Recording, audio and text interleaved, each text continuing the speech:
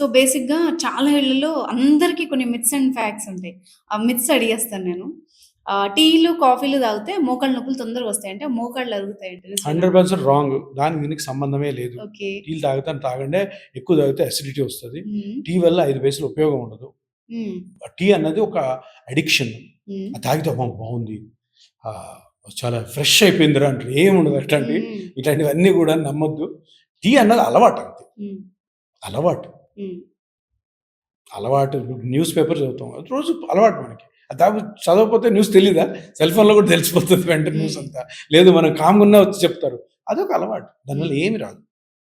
కొంత ఏదో ఇన్ఫర్మేషన్ తెలుస్తది. ఆ ఇన్ఫర్మేషన్ వేరే విధంగా అదే విధంగా టీలు, కాఫీల వల్ల మోకాళ్ళు అరిగిపోతాయి. టీలు, కాఫీల వల్ల ఇదవుతారు. ఒకటి గుర్తుపెట్టుకోండి. హ్మ్. లైఫ్‌లో ఎక్కడైనా గాని వరల్డ్ మొత్తంలో ఏదైతే టేస్టీగా ఉంటదో అది మంచిది కాదంటారు.